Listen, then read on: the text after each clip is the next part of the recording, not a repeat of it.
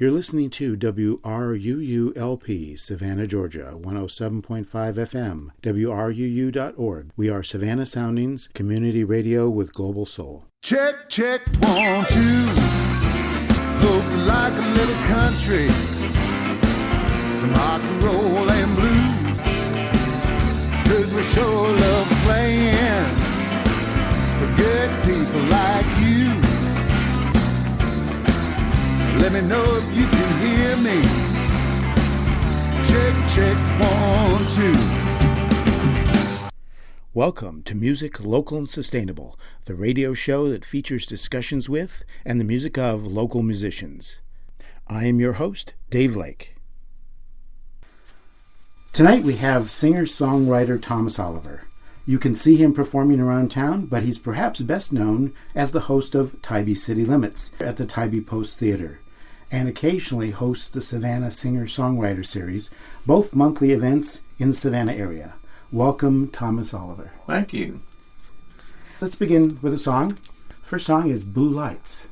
Do you want to talk a little bit about that? Yeah, Blue Lights harkens back to my high school days. I don't know if high schoolers still go parking and make out, but we did. And there was a place called Blue Lights that you went to do such. And it was named Blue Lights because in College Park, Georgia, which is adjacent to the airport, there was a road or two that ended on a dirt road that ended on a dead end sort of cliff and overlooking the runway. And at night there were blue lights lighting the runway, and so that was referred to as Blue Lights. This is a very new song, even though it harkens back to the days. It's one I've been wanting to write for a long time, and I had the melody and I had the first verse, but I just could not make it where I wanted it to be until very recently. And interestingly, one of the ideas I got for making it work for me was watching a documentary on John Denver.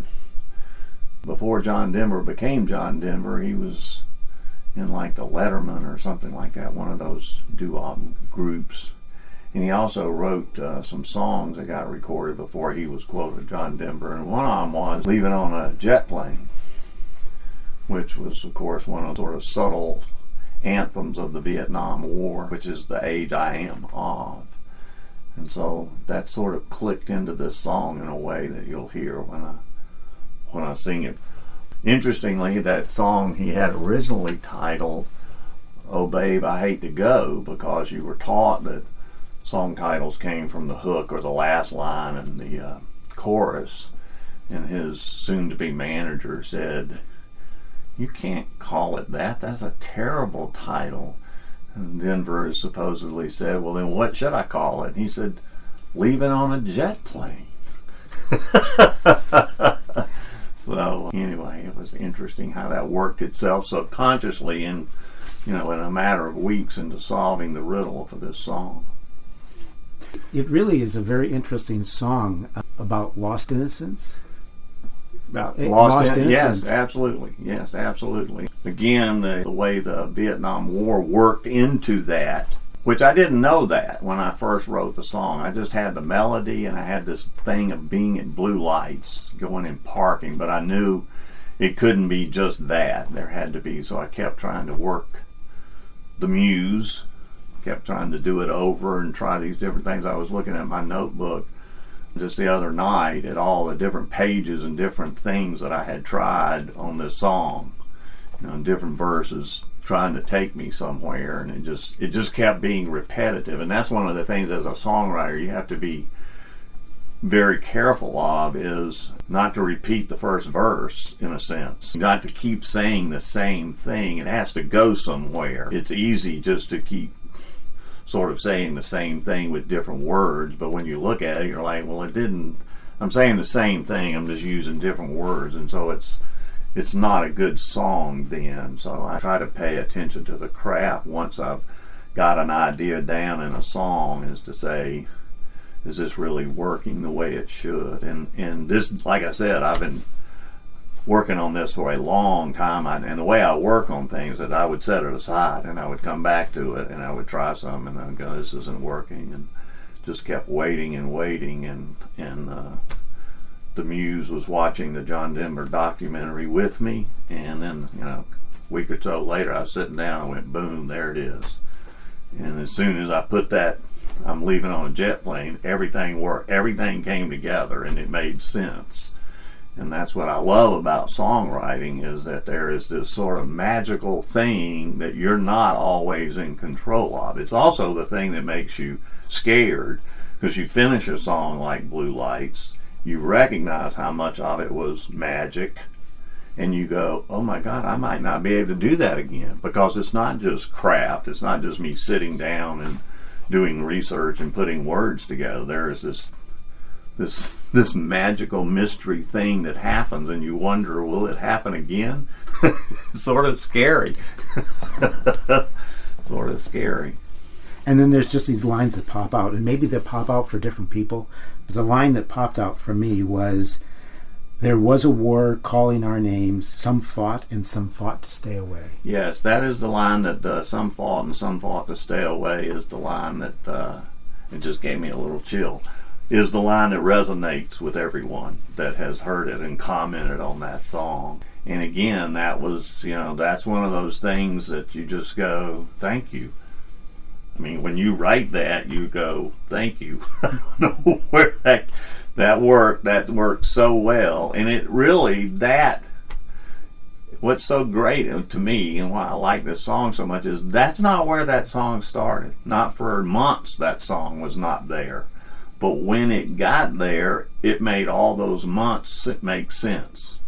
Just something even I didn't know where it was going. But when it got there, that's when it all fit together. And that line is the line. That's the line of the song to me.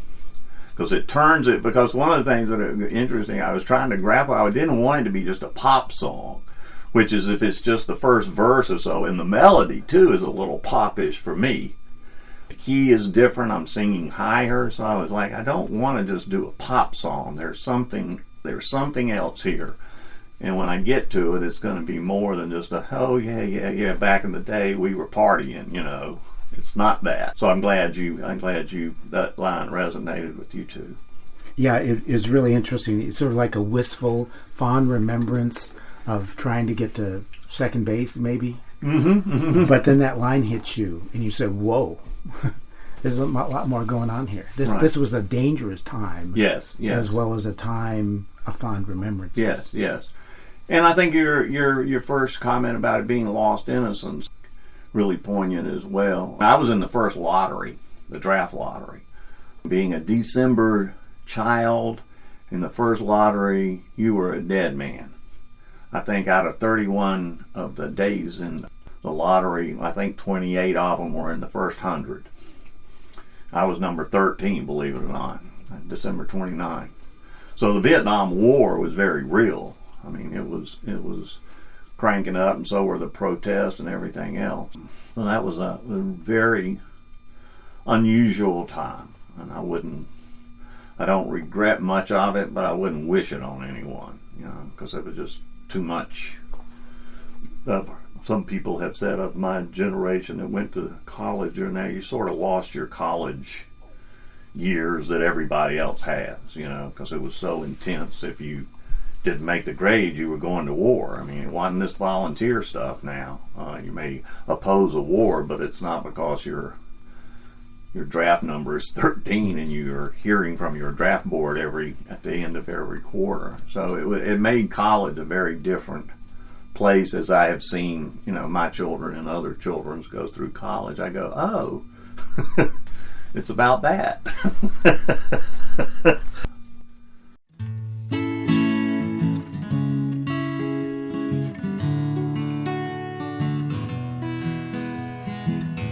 We knew a place we could go after the picture show. Park the car, make out, watch the planes land and take off. Blue lights on the runway sparkle like the stars up in the sky. In our eyes we could see all we needed to that night.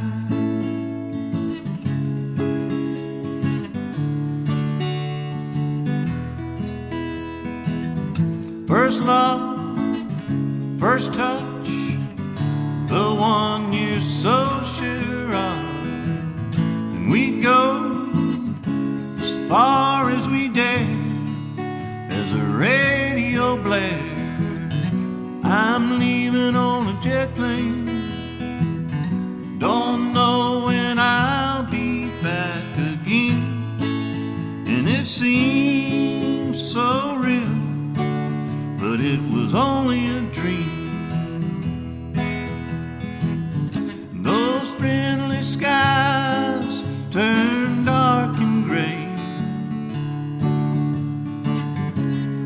There was a war and it was calling our names. Some fought and some fought to stay away. And those blue lights were fading.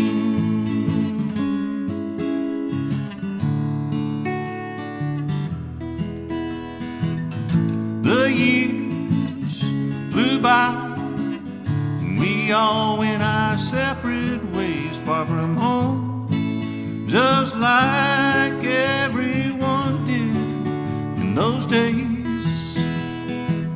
But blue lights on the runway sparkle again in my memory, just like it was when we were young and free. When blue lights on the runway sparkle like the stars up in the sky, and our eyes on those nights, the blue lights, the blue lights,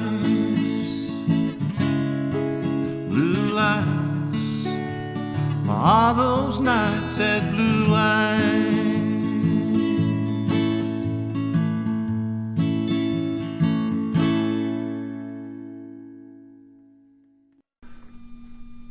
How did you become a singer-songwriter?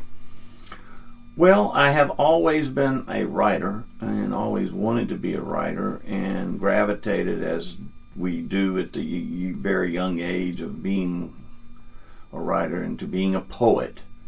And I was writing lots and lots of poetry when I was in high school, and then when I went off to college and fell into an unusual creative writing class with a professor that was very hip and had published books of poetry. And so that was my real calling and what I really did. I played a little bit of guitar in college, but I really didn't know what I was doing. Wrote a few songs, but it really didn't resonate with me. Realized once I got out of college that I was never going to be able to make a living as a poet. Went into journalism and had a good career in that for a long time. But about a little over 20 years ago, I guess, I built a little room in the garage and started reacquainting myself with the guitar. And in an odd sense, this is partly true, partly fiction maybe. One of the reasons I started writing so many songs immediately was not so much the poet's urging, is that I didn't know how to play guitar well enough to play cover songs. So instead of banging my head up against, well, I didn't know how to learn either, I just started writing songs. After about 5 or 6 years, obviously I was getting better at playing guitar. And I had written a lot of songs, and I was in a position in my career that I could afford to have a demo made. I didn't know what that meant. But there were a couple of songs, and particularly ones that I had written with a female voice in mind, that I really wanted to hear what it would sound like if a female sang it and somebody could play real instruments on it. So I began to search out how one did that in Atlanta. Found these two guys, one of whom became my producer, but the first CD I ever did was like 14 songs of people singing all my songs. I wasn't singing them. And that was really a trip and addictive in many, many ways. It was a rush to hear somebody put real music with musicians and a singer to a song you had written. I think it's hard to describe what a rush that was. And to have a recording made, and this was beyond demos, this was bringing in, 16 tracks of musicians.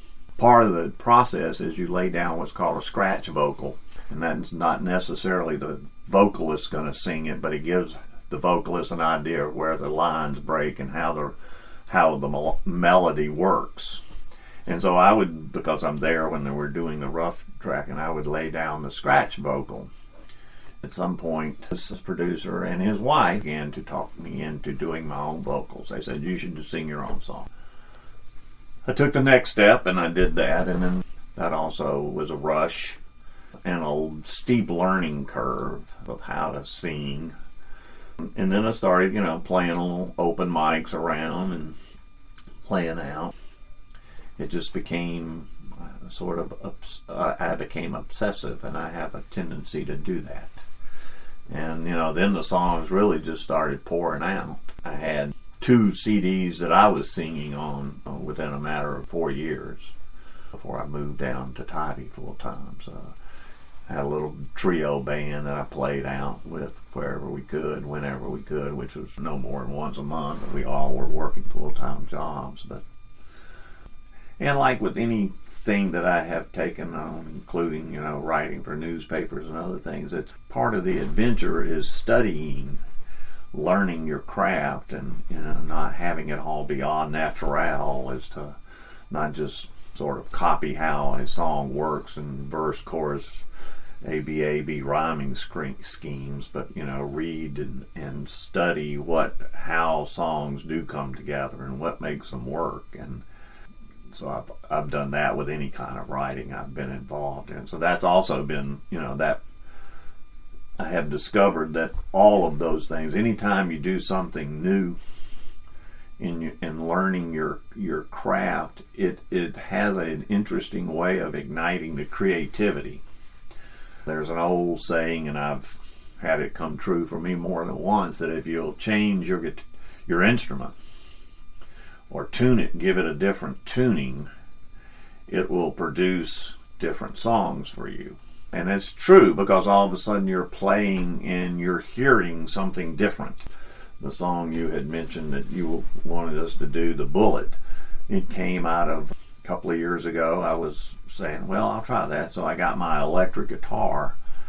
Electric guitar is not the same instrument as an acoustic guitar. It's not just electrified sounds. It's a different instrument. So much so that I've just started taking electric guitar lessons. Because I've had this great electric guitar forever, but I really don't know how to play it. I really don't. But I started messing around with it and just planning to play out. I was just looking for some sounds, and all of a sudden 3 songs popped out of it. Very different sound for me. So the same way with when you study, I'll go through cycles, and I'm in one now because I'm learning. There are going to be songs that come out of learning, taking these lessons. I don't know what they are, I don't know what they sound like, but I know they will, because it's starting to turn those gears again. Sometimes I have used just finding different music, new music you really like that you click with, and then just dive into it.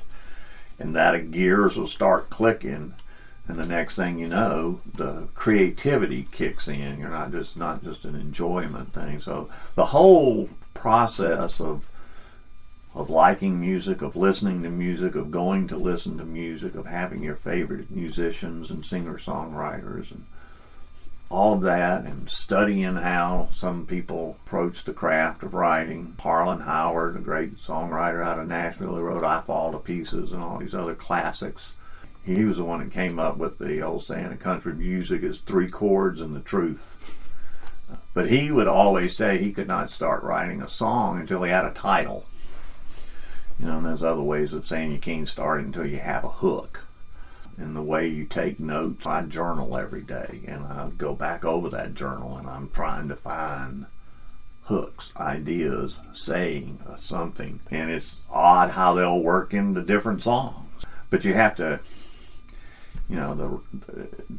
to be a writer, you have to not only be doing it every day, one form or another. Doesn't mean you write a song every day, but you have to be involved in keeping that, whatever it is, greased, so to speak. The channel open.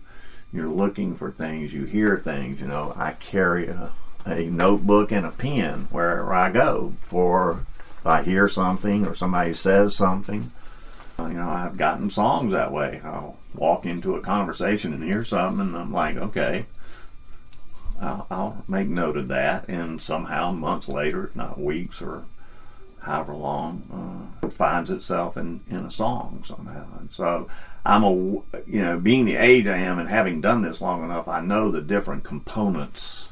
If I just keep the balls bouncing, even if I'm dropping them, if I just keep trying to juggle them and pick them up, if I just keep it going, it's going to work itself out somehow. So far, I don't have any dearth of songs. Yeah, but I have, for all the songs that I've demoed, I got at least 50 that you just go, nah, that's not going to work. I will give up on a song. Now, songs that I won't give up on, like Blue Lights or Edge of America or something like that, but they're songs, too many songs that I have started on that I thought was good, and I just go, no, that's not going anywhere. It didn't really have a reason for being.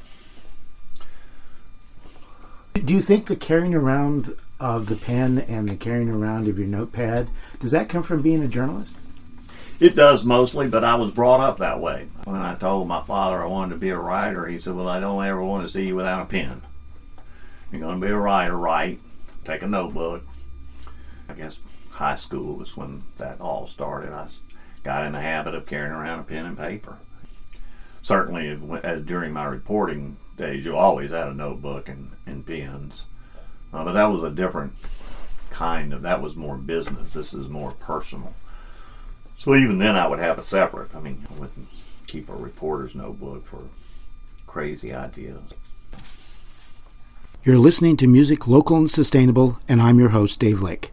Tonight we have singer-songwriter Thomas Oliver. You mentioned the Bullet. Here is Thomas performing the Bullet this past January at the Wormhole.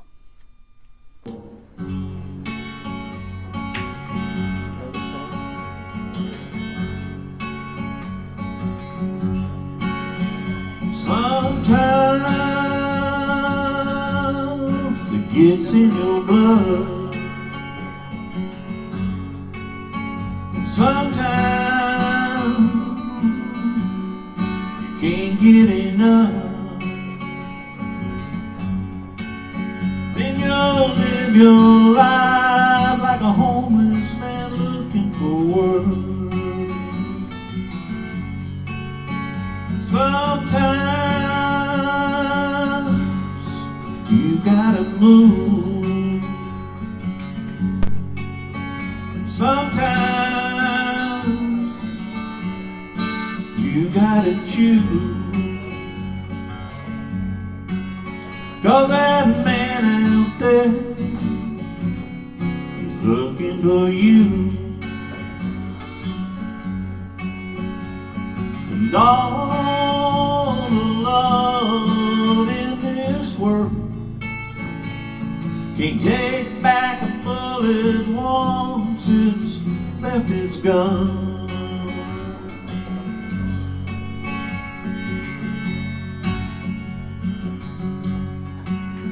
Well, they said just stay in school. You'll get ahead if you play by the rules. But just to be on the safe side, we're gonna build some jail cells too.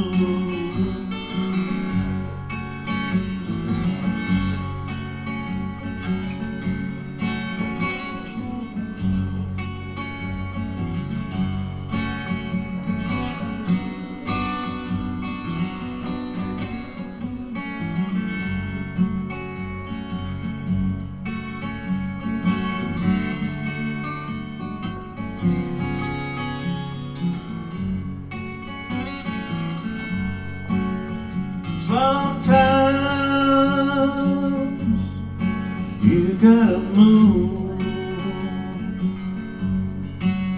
Yeah, sometimes you gotta choose.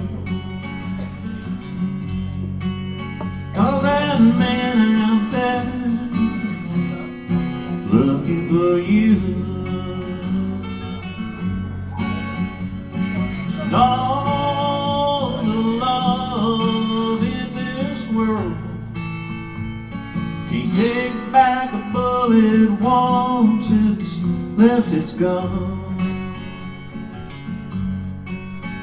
No, all the love in this world can't take back a bullet once it's left its gun.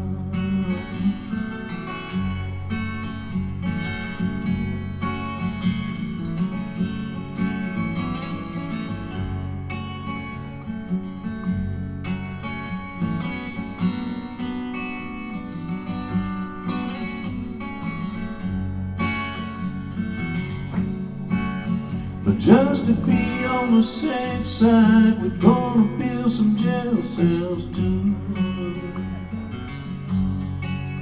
'Cause that man out there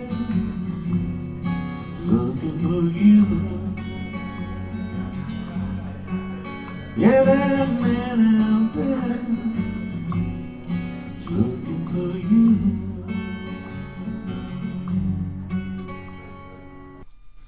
What's the origin of this song? Well, that's interesting. I was just mentioning that I had changed up instruments. I was looking for a little inspiration. So I was playing one in a minor key, which gives you can give you a dark, foreboding kind of thing. My wife and I had just finished watching the first season of True Detective, which had this very foreboding soundtrack and also the whole thing. Again, that goes back to that. If you surround yourself with new music and a new instrument, something's going to come out of it. And it also comes from being, and I think this is also important for a writer, you have to be aware of what is going on in your world and in your environment and in your city. I will doubt I would ever be a protest singer, and I don't mean to suggest that this is by any stretch of the imagination, but it clearly is. When you live in Savannah in the last several years, you can't be immune to the fact that something not good is going on, with bullets flying and people getting shot and killed, and it seems to be escalating and having an origin to which no one will address. You know, they want to stop it, but they don't want to address where it's really coming from.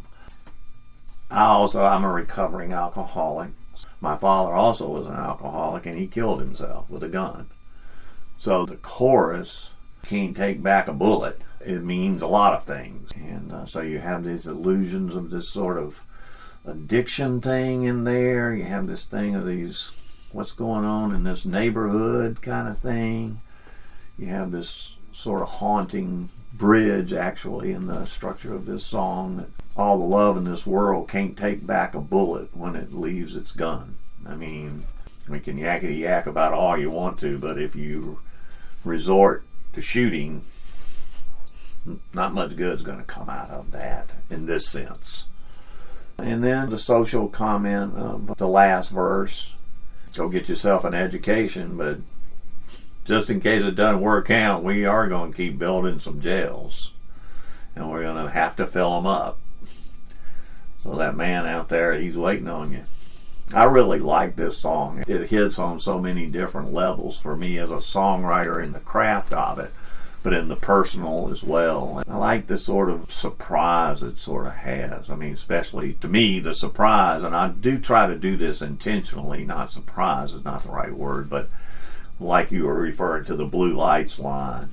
You're way into this song when it says, basically, just to be on the safe side, we're going to build some jails too. We're going to give you an education. But and that sort of just takes you back, because you're not, well, who is singing this song now? Who is saying this? Who are the people that are getting shot? And who's the man? When I got to that part, that was sort of like, yes, okay. I've got a song here. This works. I love this lyric. You know, all the love in the world can't take back a bullet once it's left its gun, is probably one of my favorite Thomas Oliver lines. Oh, thank you. But perhaps one of my favorite lines. Thank you. That's just remarkable. Thank you. And then the more you think about it, the more nuanced it is.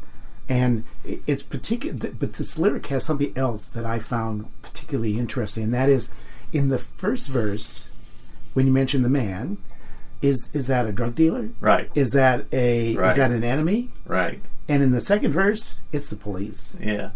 Yeah. So that structure I really, really like. Yeah. I appreciate you saying that about that line, because again, it's one of those, when you write it, you just like go, I don't know where this came from, but thank you.